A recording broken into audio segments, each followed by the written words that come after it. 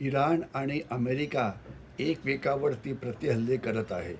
Donald Trump अमेरिकेचे राष्ट्रपती यांनी म्हटलेलं आहे, इराणनी जर त्यांची वर्तवणूक नीट केली नाही, तर त्यांचे अस्तित्व संपेल आणि इराण कधीच बदलणार नाही.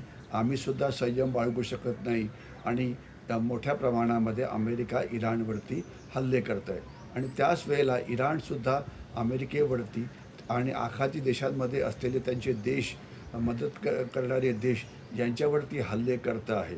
तर हे सगळं बघितल्यावर प्रश्न असा उठतो की अमेरिका अशी कारवाई का करत आहे, नंबर एक.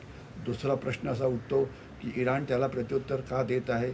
तिसरं आहे की येणाऱ्या काळामध्ये काय होईल आणि चौथं आहे याचा जगावरती आणि भारतावरती काय परिणाम होईल. तर अमेरिका का कारवाई करत आहे, कारण असं आहे की इराणने तेलवाऊ जहाजांवरती हल्ला केला आहे. स्ट्रेट ऑफ होर्मुझमध्ये जी त्यांना अमेरिकेला उघडी ठेवायची आहे ते उघडी ठेवून देत नाही आणि स्ट्रेट ऑफ होर्मुझ किती महत्त्वाची आहे याच्याविषयी आपण अनेक वेळा बोललेलो आहे. राजकीय संदेशसुद्धा अमेरिका देण्याचा प्रयत्न करते आहे आणि लष्करी रणनीतीप्रमाणे अमेरिका जे इराणचे बेसेस आहेत, ड्रोनचे, रडारचे, इतर ज्यांच्यावरती हल्ला करून त्यांची लष्करी क्षमता कमी करण्याचा प्रयत्न करते आहे. आता इराण नेमकं काय करतं आहे, इराणला वाटतं आहे की अमेरिकेच्या या हल्ल्यामुळे आमचं राष्ट्रभौमत्व जे आहे ते संकटात आलेलं आहे आणि म्हणून त्यांचं धर्माचं नेतृत्व आणि राजकीय नेतृत्व आणि मिलिटरी नेतृत्व सगळे मिळून अमेरिकेच्या विरोधात ते लढत आहेत आणि त्यांना अमेरिकेचे जे मित्र आहेत, बहारीन असो की कुवैत असो, ज्यांच्यावरती हल्ले करून हे दाखवून द्यायचं आहे की आम्ही त्याच्यावरती हल्ले करू शकतो अमेरिकेच्या मित्रराष्ट्रांवरती आणि अमेरिका त्यांचं रक्षण हे करू शकत नाही, हे त्यांना दाखवायचं आहे. आणि स्ट्रेट ऑफ होर्मुझसुद्धा अमेरिकेच्या कंट्रोलमध्ये नाही, ती आमच्या कंट्रोलमध्ये आहे, हे इराणला दाखवून द्यायचं आहे.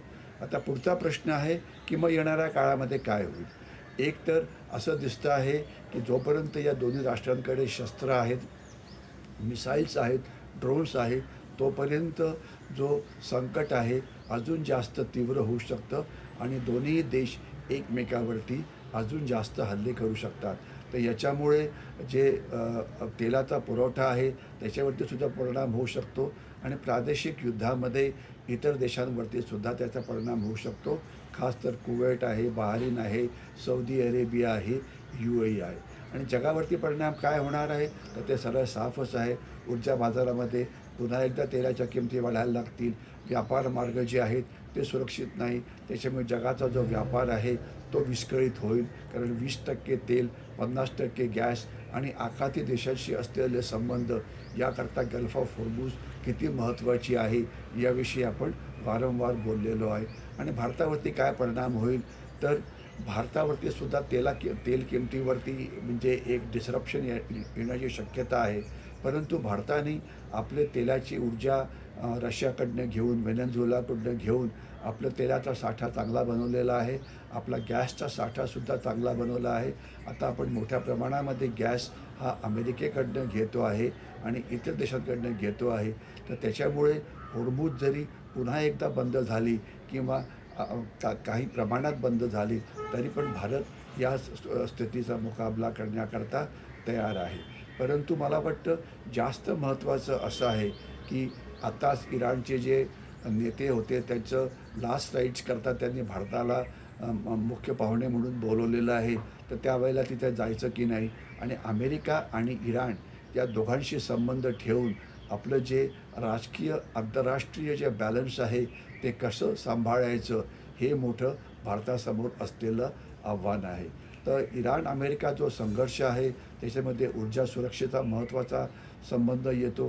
याच्याशिवाय समुद्रधुनी बंद झाल्यामुळे व्यापारावरती मोठा परिणाम होतो. तर या सगळ्यांवरती लक्ष ठेवून भारताला उपाययोजना या कराव्या लागतील, जे भारत करत आहे.